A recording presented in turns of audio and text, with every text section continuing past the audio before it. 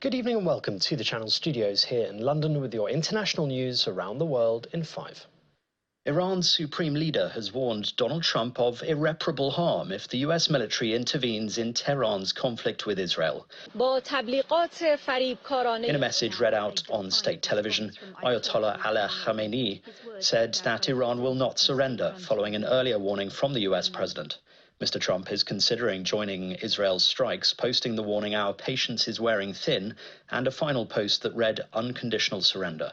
Israel hit 2 Iranian centrifuge production sites overnight, according to the UN's nuclear watchdog, while Iran says it targeted Israel with a hypersonic missile. It's really a good question as to why the Iranians were so nonchalant about the risk of the Israelis attacking, mindful of the fact that it was so clearly signaled that there was a high risk that they would do so.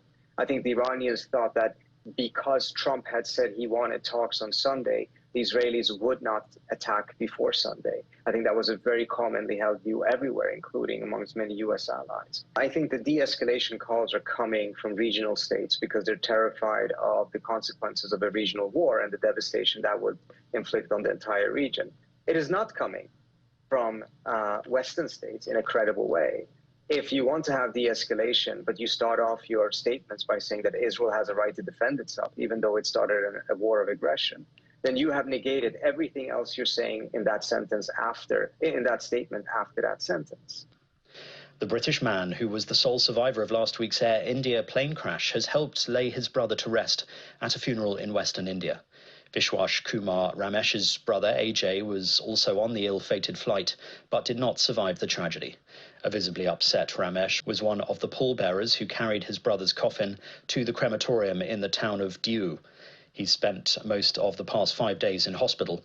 The London-bound Boeing 7878 Dreamliner crashed seconds after taking off on Thursday from the western Indian city of Ahmedabad. At least 270 people were killed, most of them passengers.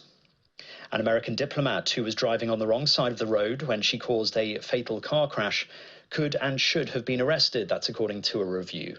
Motorcyclist Harry Dunn died in 2019 after being hit by a car driven by Anne Sekulas, who weeks later left the UK under diplomatic immunity laws.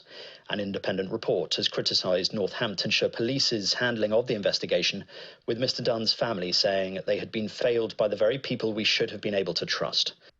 In 2024, Northamptonshire Police has apologised, saying it failed to do the very best for the victim. The controversial Kenyan televangelist Gilbert Deya, who claimed he created miraculous pregnancies, has died in a road crash.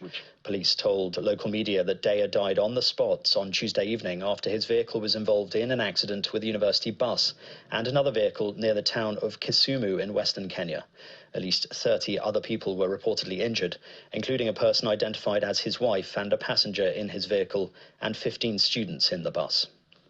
TikTok will live on for another 3 months in the United States as President Donald Trump is poised to extend a sale or ban deadline for the 3rd time since taking office this year. The popular video sharing app was supposed to be banned in the US after its Chinese owner ByteDance refused to sell it to a US buyer by a January deadline. Several flights to and from the Indonesian resort island of Bali have been cancelled or delayed after one of the country's most active volcanoes erupted. Mount Lower Toby Laki-Laki on the island of Flores spewed an ash tower more than 11 kilometres into the sky. There have not been any reports of casualties. Authorities have raised the highest alert level and advised residents to avoid activities within a 7-kilometre radius around the crater. Air India, Air New Zealand, Jetstar, Singapore Airlines and Virgin Australia were among those that have cancelled flights to and from Bali, located west of Flores. And the Fairfax County Police Department, located in the US state of Virginia, have responded to a caller who reported seeing an alligator. The reptile was located outside a motel just 20 minutes south of Washington, D.C. The owner was transporting the alligator from New York to a North Carolina zoo when it escaped. And that's your international news around the world in 5.